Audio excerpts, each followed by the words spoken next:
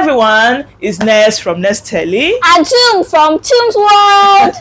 Okay, so this is another Sunday commentary, and today we're going to talk about getting your children to read. To find out more about children and reading, find TUM's World here on YouTube.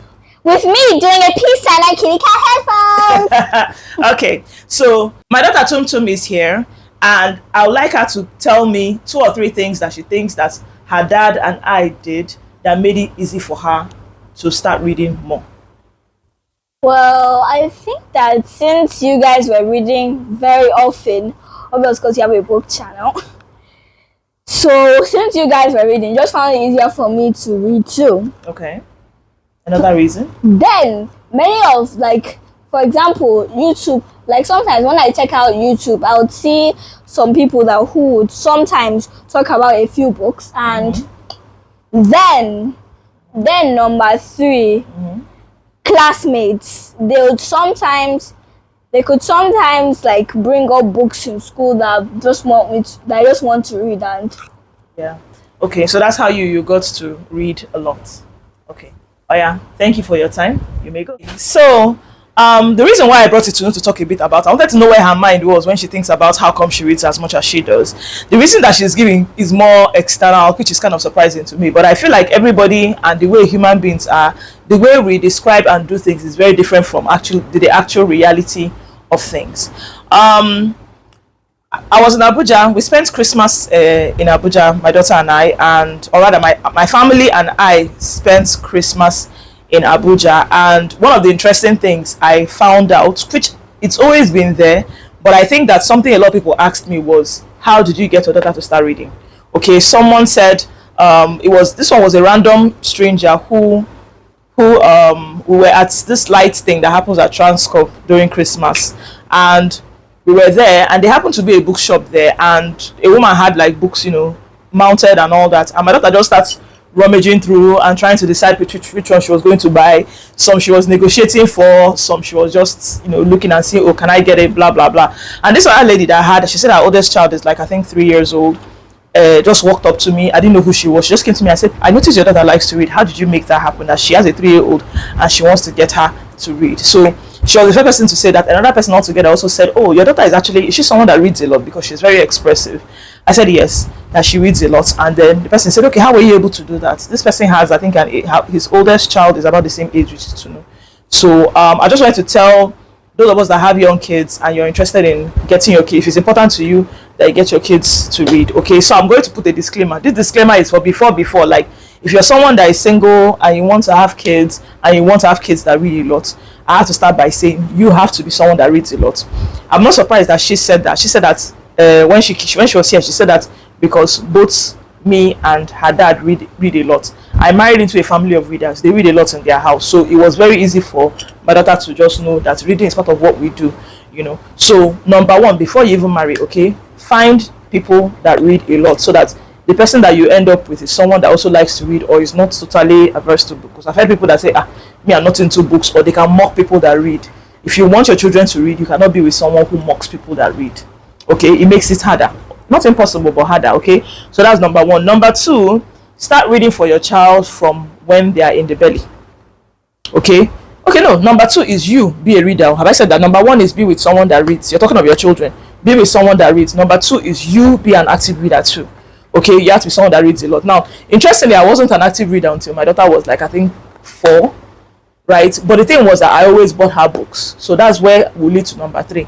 Number 3, read to your child a lot. I bought my daughter's first books for her when she was like, I think 8 months old, and I just started reading it to her. They were just like these simple books. I happened to be in the UK, and one bookshop was closed or something like that, and I just went and packed a whole bunch of books. I couldn't take too many because I was worried about excess luggage bringing them into Nigeria, but I bought the most that I could, and every night before she could even understand what I was saying or whatever, I started reading to her.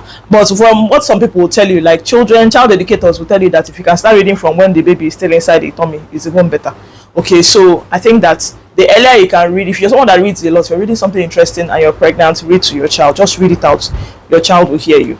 But from when they are born, they say from when they are very, very small, make it a routine.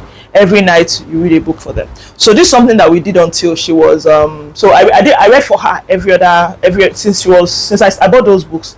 I was reading for her every night. We did this until she was like 8 years old.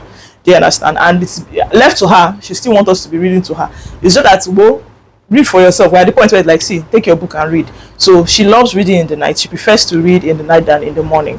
That's what did I say now? Number 3. Number 4 is create reading.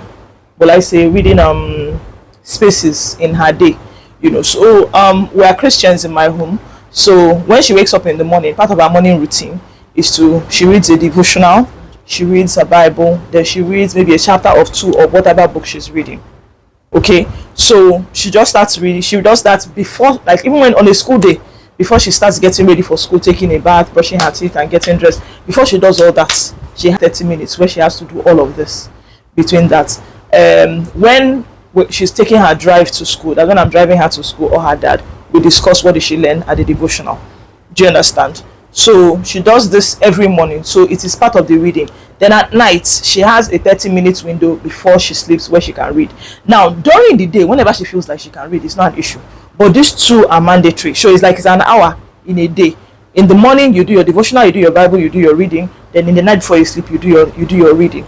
That's it. Now during the day she's reading into one book. She can read in school. There's a library, she can read there.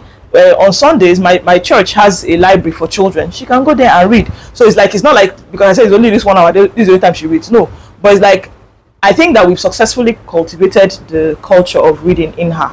That she knows that, okay, she can read at any point and it is fine. There's always a book somewhere, which leads me to the next one. I think this is number 5.